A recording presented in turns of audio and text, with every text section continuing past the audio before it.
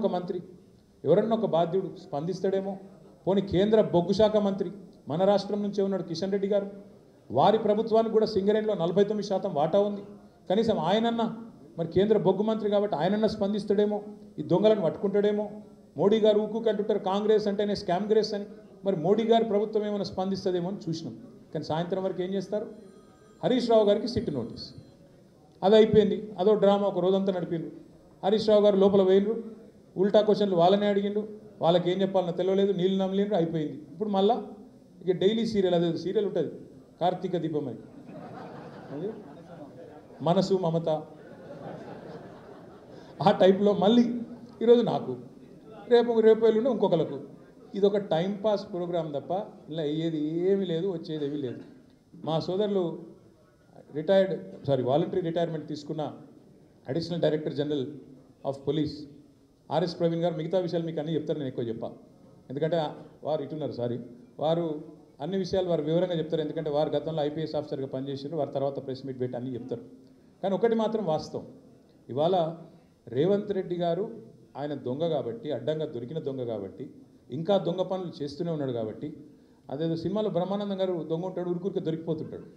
అట్లాగే ఈయన కూడా, ఈయన స్పెషాలిటీ ఏంటంటే ఉరికి దొరికిపోతాడు. ఆయన సింగరేణిలో దొరుకుతాడు, మూసీలో దొరుకుతాడు, హైడ్రాలో దొరుకుతాడు, ఎక్కడ పడితే అక్కడ దొరికిపోతాడు. హిల్ట్ కుంభకోణంలో దొరుకుతాడు, లగచర్లలో దొరికిపోతాడు.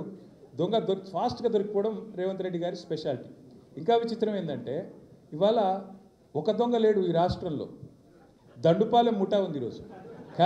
క్యాబినెట్ ఎవరిది వాళ్ళు అందిన కాడికి దోచుకోనే స్కీమ్లో భాగంగా ఈరోజు వాళ్ళు దోచుకుంటా ఉన్నారు. ఆ దోపిడీని మేము బయట పెడుతుంటే వాళ్ళకి ఎక్కడ లేని మంట వస్తున్నది మా మీద.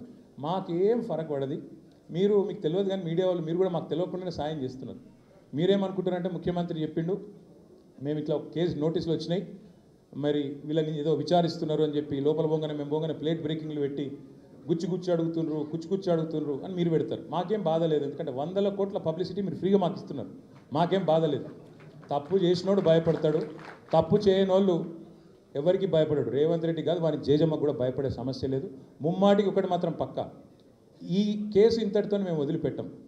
నా క్యారెక్టర్ అసాసినేషన్కి బాధ్యులైన రేవంత్ రెడ్డిని ఆయన తొత్తులుగా పనిచేస్తున్న పోలీసులు కొంతమంది, అందరినీ కాదు, కొంతమంది పోలీసులు ఎవరైతే ఉన్నారో ఆయన తొత్తులుగా, ఆయన అడుగులకు మడుగులతో పనిచేస్తున్నారో వాళ్ళని నేను కూడా వదిలిపెట్టాను. ఎందుకు వదిలిపెట్టను? ఎందుకంటే నా వ్యక్తిత్వం హననం చేస్తూ ఉన్నారు.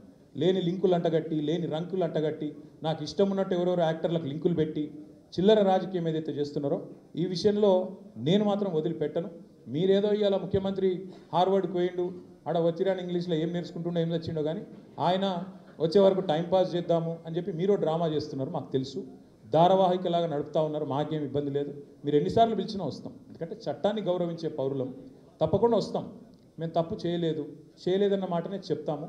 మీరు ఎన్ని రకాల డైవర్షన్ గేమ్లు ఆడినా మేము మాత్రం అర్జునుడి కన్ను ఎట్లయితే ఆనాడు తన గురి మీదనే ఉండనో అట్లే మా గురి మొత్తం కూడా ఈ ప్రభుత్వ అసమర్థత మీద, మీ అవినీతి మీద, మీరు ప్రజలకిచ్చి ఎగ్గొడుతున్న హామీల మీద, యనుమల రేవంత్ రెడ్డి ఎగవేతల రేవంత్ రెడ్డికి ఎట్లా మారిపోయిండో అన్న దాని మీద 420 హామీలు ఇచ్చి ఇప్పటివరకు 4 హామీలు కూడా నెరవేర్చకుండా ఎట్లా ఈ లుచ్చా పనులు చేస్తున్నాడో వీటిని ఎండగడుతూనే ఉంటాం.